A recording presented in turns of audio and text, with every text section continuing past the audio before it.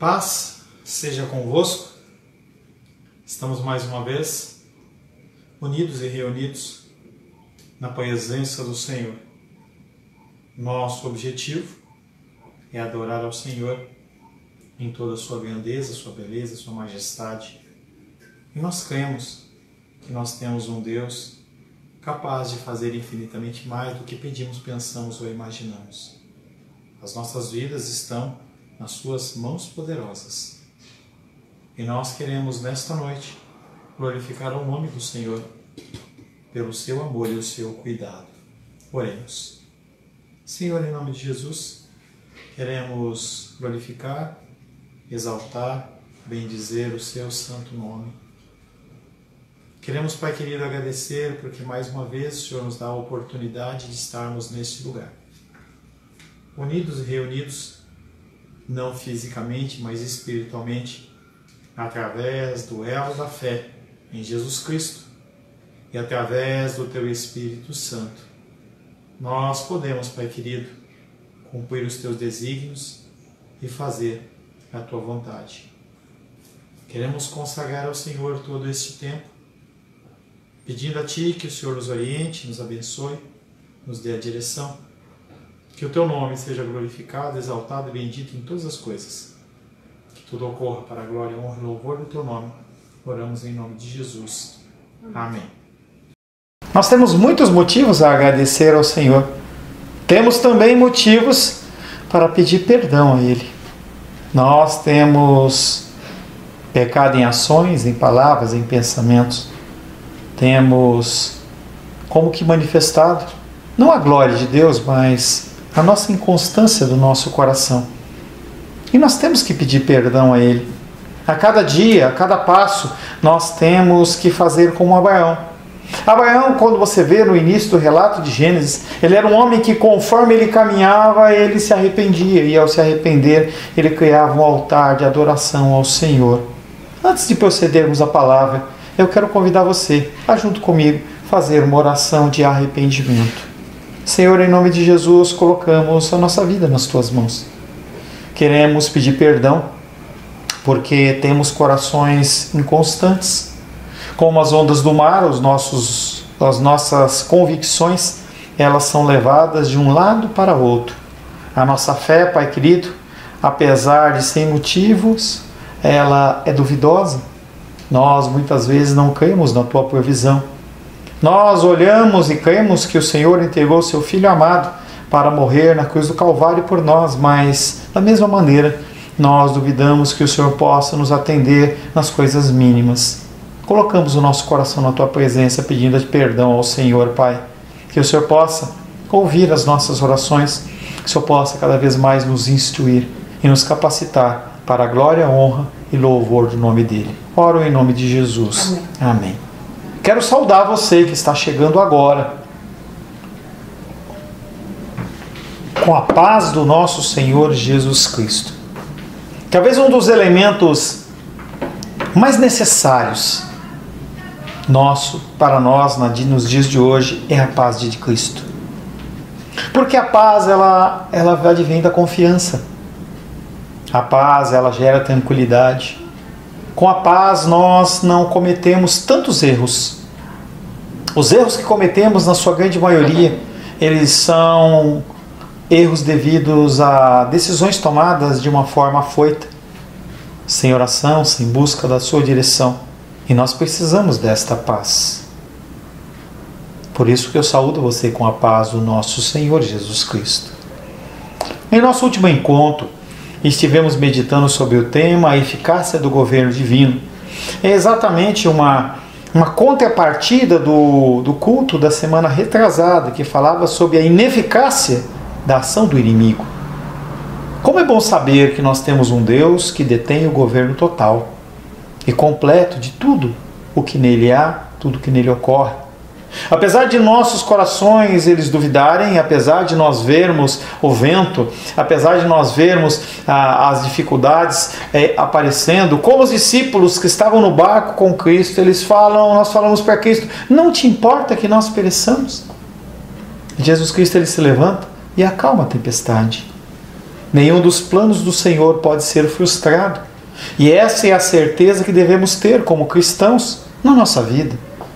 Nós devemos caminhar lutando, batalhando, mas sempre com a certeza no coração de que o nosso Deus está no controle de todas as coisas. As dificuldades da vida tentam de todas as formas abalar a nossa confiança no Altíssimo, mas para os filhos há um fator que é essencial, e ele é chamado de perseverança. Algo que está dentro da vida do cristão, que não impede ele de cair, mas que o impede de desistir. A perseverança faz com que nós continuemos caminhando, que nós tiremos a poeira do corpo, com o joelho ralado, o cotovelo ralado, mas nós conseguimos levantar e continuar caminhando. Esse escudo vem de uma promessa eficaz de Deus sobre os seus filhos, e nada pode mudar isso. O apóstolo Paulo, inspirado pelo Espírito Santo, diz que nada pode nos separar do amor de Deus. E isso é verdade. Independente da situação que você esteja vivendo, o amor de Deus é sobre a sua vida. O verso que ficou da semana passada é Salmos 2,5, que diz: na sua ira, a seu tempo, lhes ímpios há de falar, e no seu furor os ímpios confundirá. A eficácia do governo divino deve ser algo que nos move. Nós não vivemos debaixo do controle nem da direção de alguém que não sabe o que está fazendo. Deve ser algo que nos faz continuar a jornada. Espinhos existem, mas independente dos espinhos que nela se encontram, nós temos que continuar caminhando. Quando observamos tudo que Deus já fez nas nossas vidas, e através das nossas vidas, nós temos apenas um vislumbre, um lampejo, apenas um pequeno brilho do que Ele ainda irá fazer. Na sexta-feira ou no sábado, não tenho certeza, eu sentei com a minha esposa no fim da tarde e a gente olhava e o céu ele ia mudando de cor. No início, um céu meio alaranjado, as nuvens elas estavam alaranjadas. Logo depois aquelas nuvens elas foram perdendo aquele laranja porque o sol ele foi se pondo. Passado mais um tempo, as nuvens já não era possível mais ver. E o brilho da lua começou a resplandecer.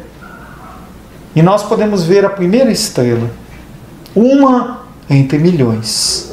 Uma entre bilhões. Estrelas que compõem galáxias e galáxias e que Deus chama todas pelo nome. O que Deus está para fazer, o que há de fazer nas nossas vidas é como essa primeira estrela. Nós olhamos para essa estrela e parece que ela está sozinha no céu, mas há bilhões de outras.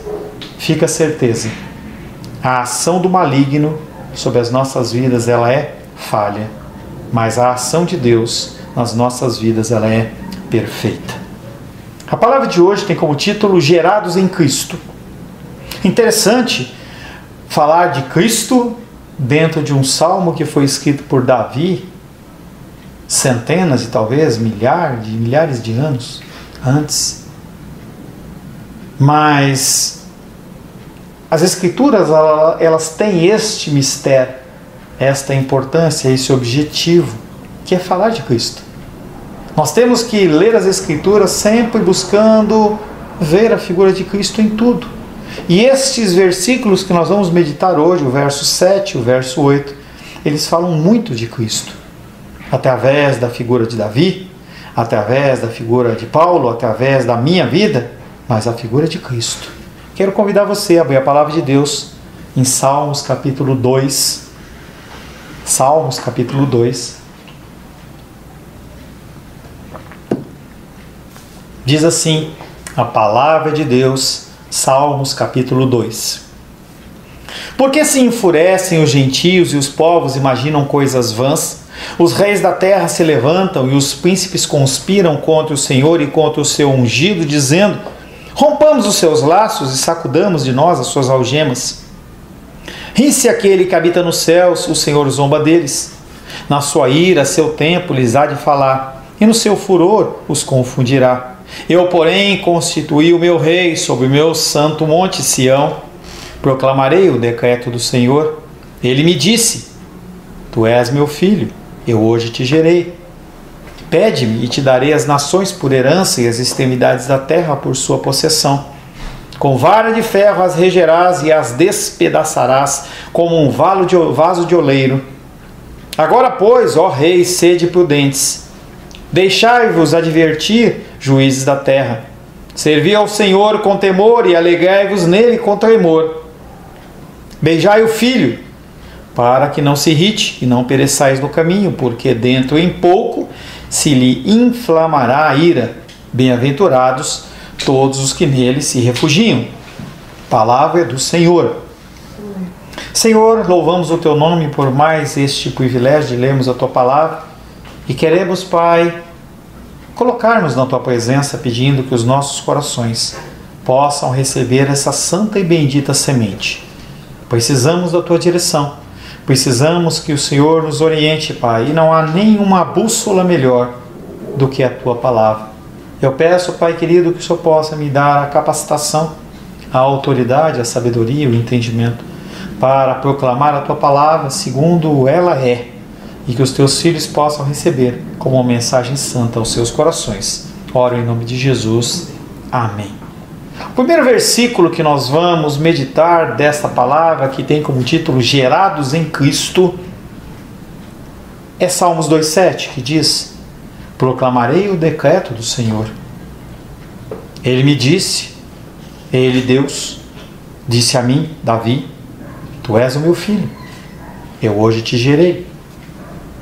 Davi, para desfazer toda a pretensão da ignorância dos seus inimigos, e nós vemos isso no verso 1, 2, 3, 4, 5 e 6, ele assume o ofício de pregador a fim de publicar o decreto de Deus. Proclamarei o decreto do Senhor, diz ele. Ele protesta dizendo que subiu ao trono não a fim de usurpar o reino de Saul, não foi algo que ele alimentou no seu coração, não veio de estratagemas, mas que trouxe consigo o mandato de Deus, sem a qual teria agido presunçosamente. Após a unção de Davi por Samuel, ele começa todo um processo, toda uma caminhada, mas em nenhum momento aquele homem tenta usurpar o trono, nem adiantar o processo.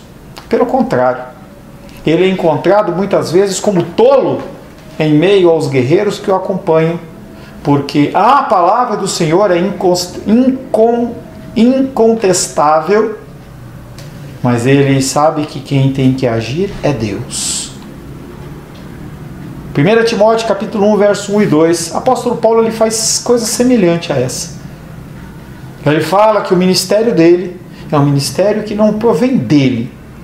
Ele não foi ungido por outros apóstolos, ele não foi comissionado por uma igreja, ele não se autodeterminou apóstolo, mas ele reconhece a mão de Deus.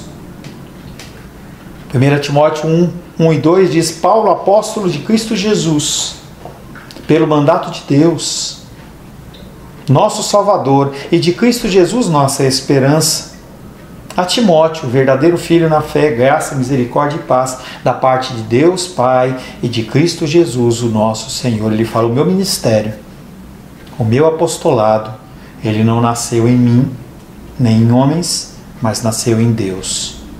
Tal coisa, porém, foi muito mais legitimamente cumprida em Cristo. E Davi, sem dúvida, sob a influência do espírito da profecia, tinha uma referência especial a ele. Davi não conhecia Cristo. Cristo iria nascer centenas de anos depois. Mas Davi, inspirado por Deus, ele faz um salmo em que ele tanto fala dele como ele fala da figura de Cristo. Esse cumprimento de que tu és o meu filho e hoje te gerei, sim, era sobre Davi, mas muito mais era sobre a figura de Jesus Cristo. Dessa forma, todos os ímpios se tornam indesculpáveis, visto que Cristo, por si próprio, provou ter sido investido com o poder legítimo de Deus, não só por meio dos seus milagres, mas também pela pregação do Evangelho. Jesus Cristo, centenas de anos depois, Ele está na mesma condição, querendo tomar posse daquele reino, mas os homens estão dizendo: você está usurpando este reino.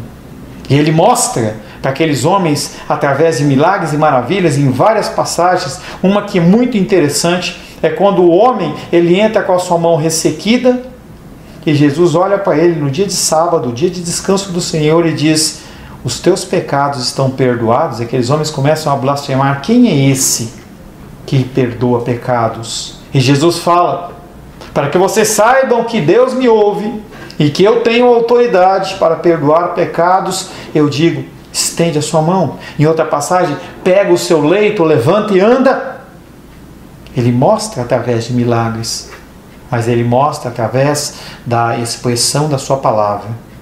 A sua vida é uma vida que cumpre os mandamentos do Senhor.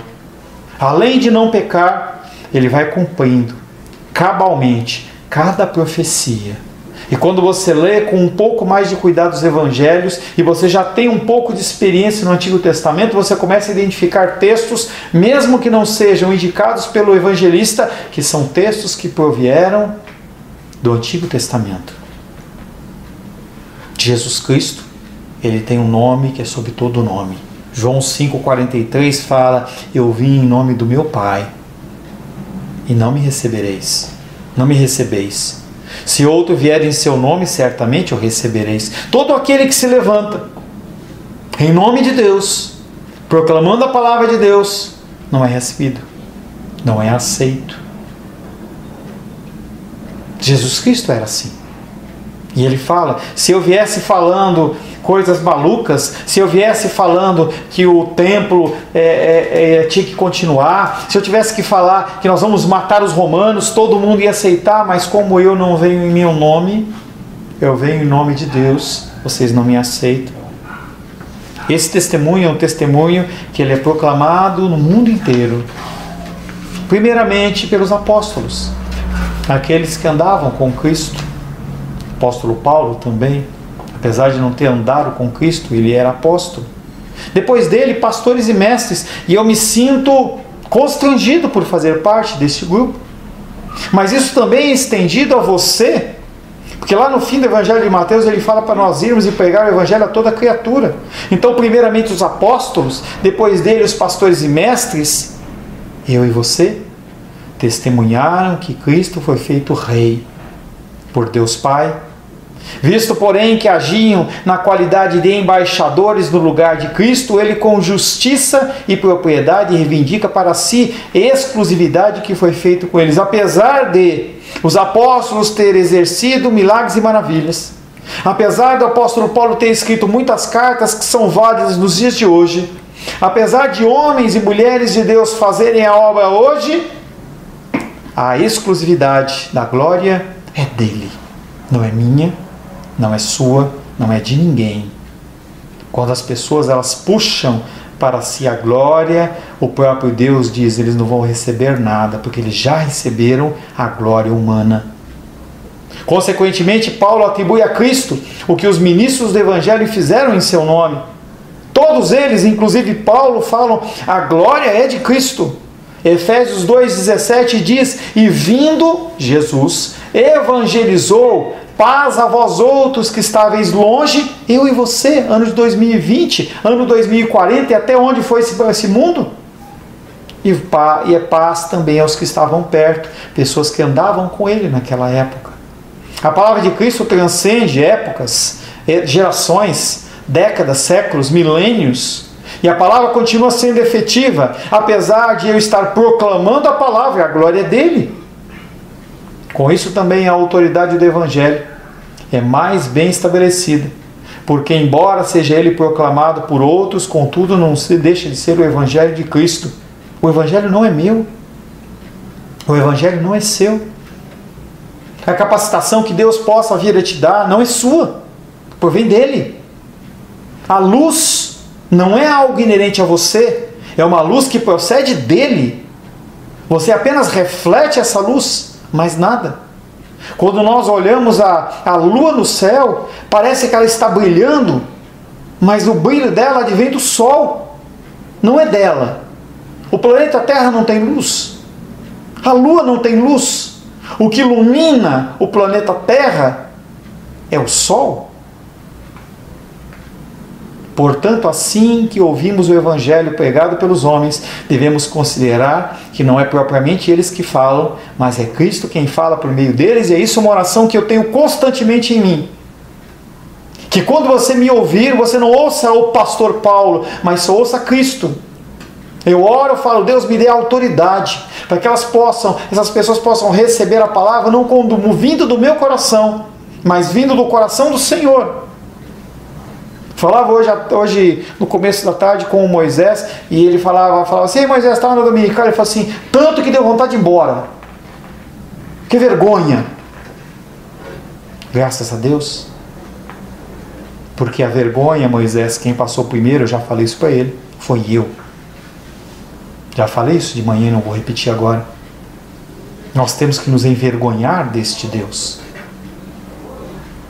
Saber que temos sim um Salvador em Cristo, mas os nossos atos, eles são vergonhosos. Quando nós ouvirmos a palavra dele, através de quem quer que seja, reconheçamos que vem dele. Essa é uma vantagem singular, a saber que Cristo amorosamente nos atrai para si mesmo por meio da sua própria voz, para que de forma alguma duvidemos da majestade do seu reino. Pastor Paulo, como que eu vou saber que o que o senhor fala, ou que qualquer outro líder espiritual possa falar, vem de Deus? Pressuposto número 1, você lê as Escrituras. Não tem como o Senhor te convencer de uma coisa que você não conhece. Você tem que ler as Escrituras. A outra coisa é um dom do Espírito que chama-se discernimento. Quando você ouvir algo que te constranger, não massagear o seu ser e te atrair a Ele, mesmo envergonhado, procede de Deus. João 10, 27, as minhas ovelhas ouvem a minha voz. Eu as conheço e elas me seguem. Você não tem que me seguir, você tem que seguir a Cristo. Nós estamos unidos através do laço da Santa Igreja, em especial do nosso ministério da Igreja Cristã Semente de Vida. Mas você tem que seguir a Cristo, não a mim. Por esta conta devemos tomar o máximo cuidado para não recusarmos perversamente o decreto que ele publica através dos filhos. E isso é extremamente perigoso. Tanto você aceitar qualquer ensino, heresia, e você implantar na sua vida, como você olhar para Deus e falar assim, isso não é de Deus.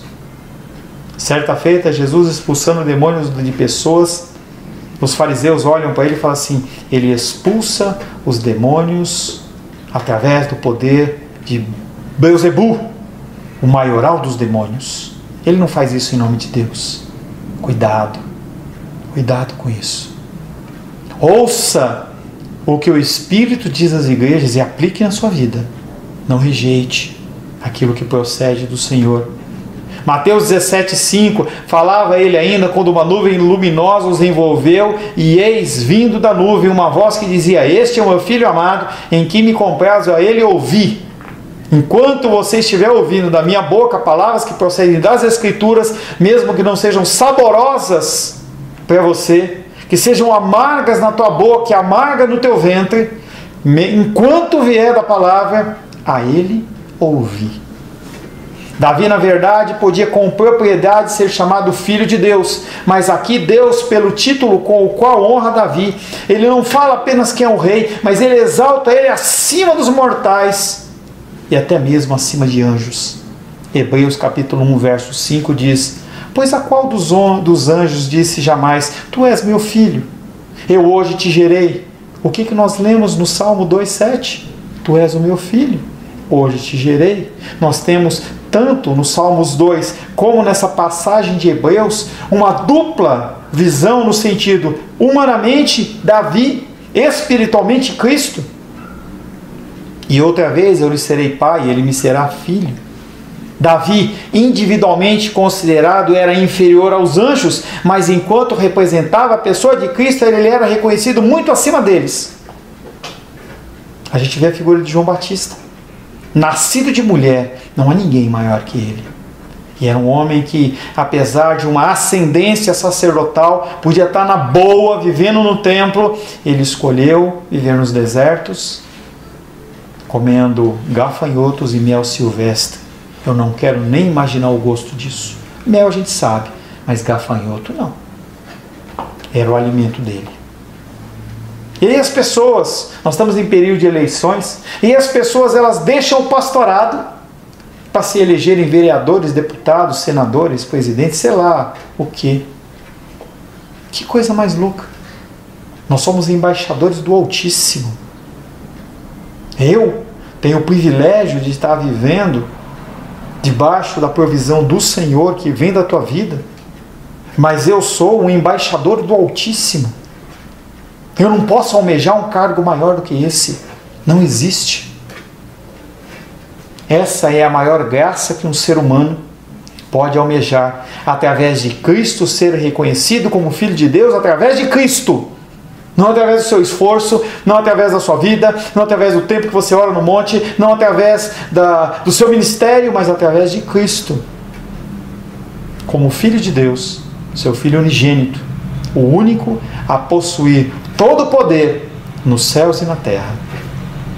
Quando Deus diz, eu te gerei, deve-se entender como se referindo ao fato de Davi ter recebido o ministério de ser rei de Israel. Essa é a visão naquele momento. A fotografia de Salmos capítulo 2, verso 7. Eu te gerei, eu te formei, eu criei você para ser rei deste povo. A mesma explicação das palavras deve se aplicar a Cristo, mas dentro de um contexto espiritual. Mais do que isso, expandido após Cristo, sobre a minha vida e sobre a sua vida.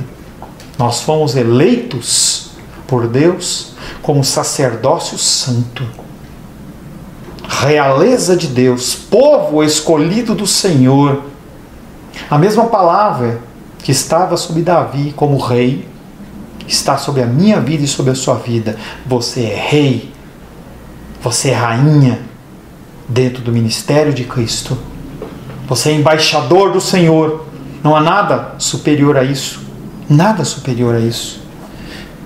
João 15,7 diz, se permanecerdes em mim, as minhas palavras permanecerem em vós, pedis o que quiserdes e vos será feito. E tudo é relatado, tudo é alinhado, tudo é preso à pessoa de Cristo. Eu não posso estar aqui falando para você se não for através de Cristo. Você não vai entender absolutamente nada se você não tiver Cristo no seu coração. Em relação a Cristo, muitos acham que essa passagem de Salmos, capítulo 2, verso 7, está falando que é o início da existência de Jesus. Eu te gerei. Isso é impossível. Jesus é a essência de Deus. Ele estava no princípio. O princípio da criação como uma referência para a gente. Mas ele sempre existiu. Não há um início para Cristo. Paulo chama a nossa atenção para a manifestação da glória celestial de Cristo, da qual nós temos falado. Apesar de Atos ter sido escrito por Lucas, essa passagem ela é falada por Paulo. Nós vos anunciamos o evangelho da promessa feita a nossos pais. Como Deus a cumpriu plenamente seus filhos, ressuscitando a Jesus. Como hoje também está escrito no Salmo 2, Tu és o meu filho e hoje eu te gerei. Apóstolo Paulo ele coloca de lado a figura de Davi e levanta a figura de Cristo. Porque mesmo lá atrás, em Salmos 2, ele está querendo, na verdade, a inspiração do Espírito Santo já é mostrar a revelação da figura de Jesus Cristo. A expressão ser gerado não implica, portanto, que ele então começou a ser o Filho de Deus, mas que a sua existência se fez manifesta no mundo. A existência de Cristo manifesta no mundo, sim, ocorreu dentro do temporal. Mas a existência de Cristo como Espírito, como Deus, sempre existiu. aquele que esteve oculto desde o princípio no secreto seio do Pai, que mais tarde esteve obscuramente representado sob a lei, se fez notório como Filho de Deus a partir do tempo quando se manifestou com marcas autênticas e evidentes da sua filiação. Milagres, maravilhas e também a manifestação da sua palavra. O cumprimento da palavra através da sua vida.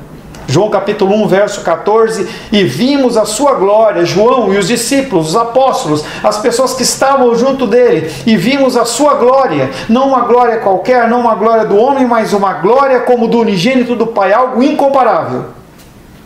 Por isso que lá em Atos eles falam, nós não conseguimos falar, não conseguimos deixar de falar do que nós vimos e ouvimos.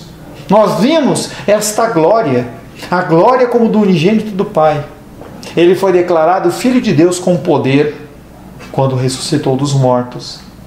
Em Davi, em Paulo, em nós. Que esta verdade seja estabelecida através de um testemunho verdadeiro. Não só testemunho das bênçãos do Senhor, mas falar da pecaminosidade do ser humano e a salvação única e exclusivamente através da figura de Jesus Cristo. Que nós possamos declarar o que está no Salmo 118, verso 24.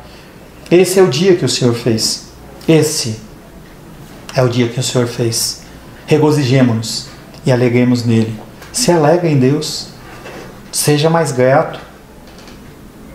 Seja mais grato. Nós temos murmurado demais. Eu tenho murmurado demais. Você tem murmurado demais.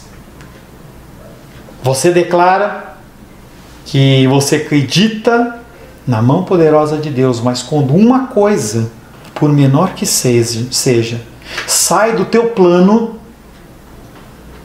não quero mais. Deus perdeu o controle. Salmos 2,8 diz, segundo o versículo de 2 que nós vamos ministrar, pede-me e eu te darei as nações por herança e as extremidades da terra por sua possessão. Cristo é verdade, pediu ao seu Pai em João 17,5. Glorifica-me, Pai, contigo mesmo, com a glória que eu tive junto de ti, antes que houvesse mundo. Jesus, como homem, ele fala, Pai, glorifica-me novamente, que eu possa ter a glória que eu tinha antes do mundo existir. Isso é algo que, de certa maneira, está ao nosso alcance. Muitas vezes nós padecemos por lutas e dificuldades porque nós não pedimos. E quando nós pedimos mal para satisfazer os nossos desejos, nossas farras. E o Senhor não concede. E nós ficamos frustrados. Parece que a palavra não tem verdade. Parece que ela não é válida. Mas Ele fala, pede-me, e eu te darei as nações por herança, e as extremidades da terra por sua possessão. Jesus pediu a Cristo, ou melhor, Jesus pediu a Deus, para que Ele fosse glorificado. Tudo o que o Filho pedir ao Pai, Ele não nega. Até que seja a extensão do reino da terra, o que quer que seja. Se você tiver a motivação correta, dentro dos seus pedidos, qualquer pedido que você fizer a Deus, em nome de Jesus Cristo, vai ser concedido. Mateus capítulo 17, verso 20, parte B do versículo diz, em verdade vos digo, que se tiverdes fé como um grão de mostarda, direis a este monte, passa daqui para acolá, e ele passará. Nada vos será impossível. Isso não é figura de linguagem, isso é real. Isso é real. Nós sofremos e padecemos porque nós não temos comunhão com Deus. Nós não separamos tempo na presença do Senhor. Eu converso com você e você muito mais reclama e murmura do que realmente age com as armas espirituais. E não adianta olhar para mim e falar, ai, pastor Paulo, não adianta. Você tem que pegar a arma espiritual, tirar da bainha e lutar. Como a eterna palavra de Deus, Cristo tem direito soberano, autoridade e majestade, e como tal, não pode receber nenhum acréscimo a mais. Nós não podemos fazer Cristo mais Cristo. Nós não podemos colocar uma glória maior na vida dele. Mas mesmo assim, ele é glorificado através da minha vida e através da sua vida. Quando nós entendemos, quando nós cumprimos os desígnios, quando nós somos obedientes, nós glorificamos a Deus. Davi, como sabemos, depois de ter alcançado marcantes vitórias, reinou sobre uma vasta extensão territorial, o maior rei de Israel. De modo que muitas nações se tornaram tributárias dele. Mas o mais importante para Davi não eram posses. Davi não estava preocupado se ele ia ter um país a mais pagando para ele imposto ou não. O que interessava para ele é estar em comunhão com o Senhor. Ele olhava para aqueles bens e para ele não era nada. Salmos 17, verso 8 e 9, ele olha para Deus e fala: Deus, guarda-me como a menina dos teus olhos. Esconde-me à sombra das tuas asas, dos perversos que me oprimem, inimigos que me assediam até a morte. Ele, de uma certa forma, o que ele está falando para Deus é: Deus, mantenha o meu coração nos teus caminhos, me mantém grato, me mantém dependente, mantém os meus olhos fitos no Senhor.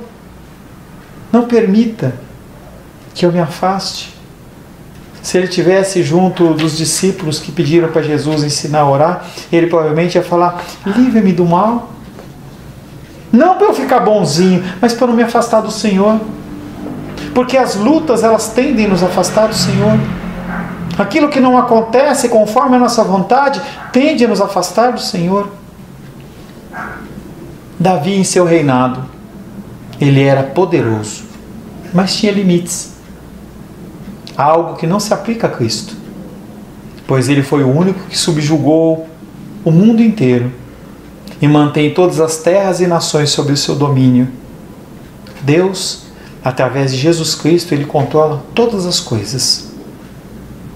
Não cai um fio de cabelo da sua cabeça sem que ele o saiba ou que ele permita. No Antigo Testamento a salvação era só para os judeus, mas em Cristo a nossa inclusão ela é pré-anunciada. Deus não se apresentava mais como um rei no tempo de Jesus de uma nação só. Ele não era mais só o rei de Israel, soberano de Israel.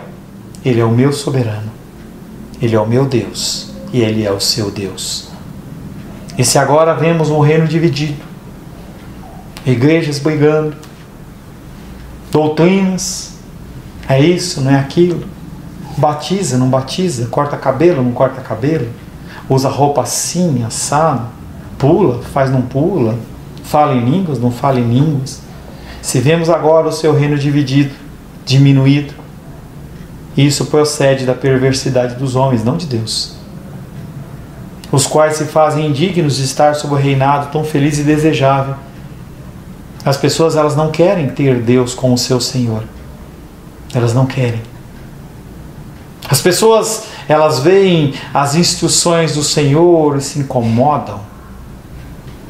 Falei para você que hoje o Moisés, ele falou para mim assim, que ele ficou com vergonha. Será que vai fazer alguma mudança no coração do Moisés? Só o tempo vai dizer.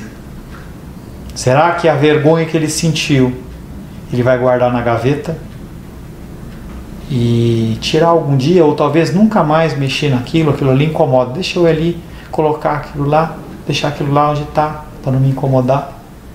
A palavra do Senhor, ela é desejável, mas você tem que entender que, para que você ache que ela é desejável, para que você consiga aplicar ela na sua vida, você tem que olhar para Deus e falar: Ele é rei, não eu que sou rei. Em 1 Samuel 8, versos 4 e 5, havia o domínio de Deus. O Estado de Israel era chamado de teocrático. Quem mandava era Deus. Havia a figura de Samuel, juiz de Israel, que ouvia as instruções de Deus e passava para aquele povo. Só que Samuel estava velho. Os seus filhos não andavam nos caminhos do Senhor. E aqueles homens olham para Samuel e falam assim: Samuel, o que vai acontecer agora?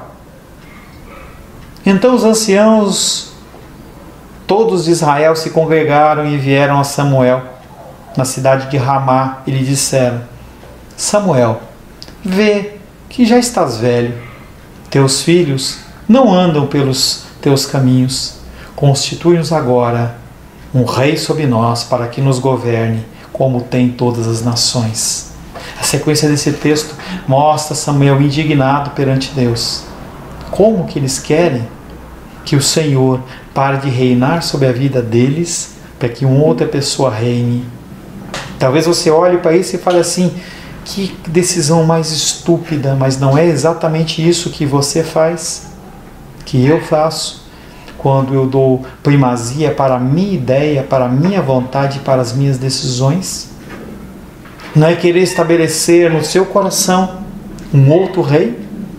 Um rei chamado a minha vontade? Um rei chamado o meu eu? Ainda agora, porém, que a ingratidão dos homens retarde a prosperidade do reino de Cristo, mesmo que haja esse retardo, tal fato não anula o efeito desta perdição, porquanto Cristo recolhe os remanescentes do seu povo e de todos os lugares. Em meio a essa desolação, os mantém unidos pelo sagrado vínculo da fé, de modo que não escape um local sequer, mas que todo mundo esteja sob a sua autoridade. Apesar de você olhar e ver a condição caótica que o mundo está vivendo, nós estamos com um fato que vai explodir na mídia esses dias. É a morte violenta de um homem negro num supermercado, através de dois seguranças, que eu não sei dizer se eram brancos ou não. Mas a figura é: um negro foi agredido. Alguns dizem: olha a ficha desse cara. E ele realmente tinha uma ficha criminal, com muita agressão doméstica, com muita agressão. Alguns podem falar: não teve mais do que merecia. Outros vão dizer: ele é um ser humano e não merece nada. E a gente fica confuso sem saber para onde vai. Se a pessoa ela é negra, ela acaba tomando as dores. Se não é, ela fica indecisa. É uma coisa complicada. Mas independente das pessoas elas agirem dessa maneira, Cristo continua no mesmo controle. Continua comandando. Para Ele, as vidas negras importam. Assim como as asiáticas, como as índias, como os muçulmanos e todos os outros.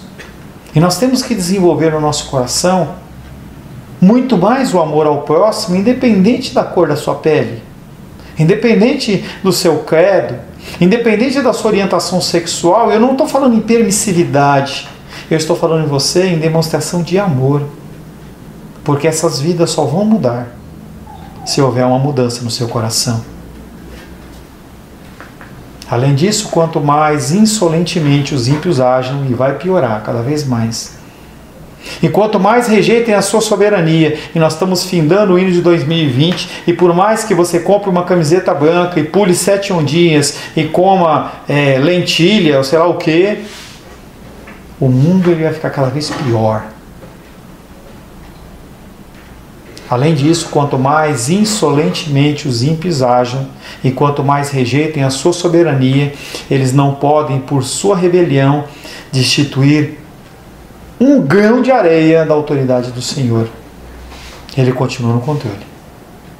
E aqueles que são filhos, eles conseguem olhar para as Escrituras e trazer um pouco de alívio. Se você já foi na praia, você vai entender essa ilustração. Você fica lá no sol, torrando, chega uma hora que fica... Rio de Janeiro é assim, além do calor, você tem uma umidade tão grande que você fica meio sem ar. Aí você pega e pula no mar, aquele mar gelado, dá aquele refrigério. A palavra de Deus, ela tem esse refrigério na minha vida e na sua vida. Eu não estou dizendo que você vai ter uma semana sem lutas e dificuldades. Eu estou dizendo para você que Ele está com você. Além disso, quanto mais insolentemente os ímpios agem, quanto mais rejeitem a sua soberania, não podem, por sua rebelião, destruir a sua autoridade e poder. A esse tema de autoridade e poder, segue o versículo 9. Com vara de ferro as regerás e as despedaçarás como um vaso de oleiro. Mas esse versículo, ele fica para a semana que vem, se Deus assim o permitir. Oremos. Senhor, em nome de Jesus, agradecemos a Ti, porque fomos gerados no Senhor, através do Teu sacrifício, através da Tua graça, através do Teu amor. Nós sim podemos ser gerados no Senhor. Que nós possamos, Pai querido, a cada vez mais glorificar o Teu nome através das nossas vidas. Que nós possamos manifestar o Teu amor. Pai, sonda o nosso coração. O nosso coração, Pai querido, que é vacilante diante das lutas, diante dos temores. Firma, Pai querido, o nosso coração na rocha. Derrama sobre nós, Pai, mais e mais da certeza do Teu amor e do Teu cuidado. Se manifesta nas nossas vidas, nós pedimos, Pai, em nome de Jesus. Amém. Graças ao nosso bom Deus. Estou bem inclinado a começar Romanos. Romanos não é um livro fácil. Certa vez eu vi um reformador dizendo que 2 livros têm que ser pregados na igreja durante a história da igreja. O primeiro é João, e nós já cumprimos essa missão. Por mais de 3, 4 anos nós ministramos João. E nós temos esta empreitada de Romanos. Desafio você a orar para que Deus lhe dê a direção, me instrua, me capacite, para que, se for da vontade dele, a gente possa iniciar esse estudo. Volto a dizer, não é um estudo fácil. Agradeço a Deus pelo tempo que você esteve comigo, pela manhã, agora à noite. Quero desejar que você possa ter uma noite de sono tranquila, um restante de noite abençoada na presença do Senhor. Que o nome do Senhor possa ser glorificado através da tua vida nessa semana que está se iniciando. Que o amor de Deus Pai, que a graça salvadora de Jesus Cristo e a consolação do Espírito Santo seja sobre a nossa vida hoje e sempre. Amém, amém. Quarta-feira, 8 horas da noite, estaremos unidos para fazer a nossa reunião de oração. Eu te convido a estar junto conosco. Deus te abençoe.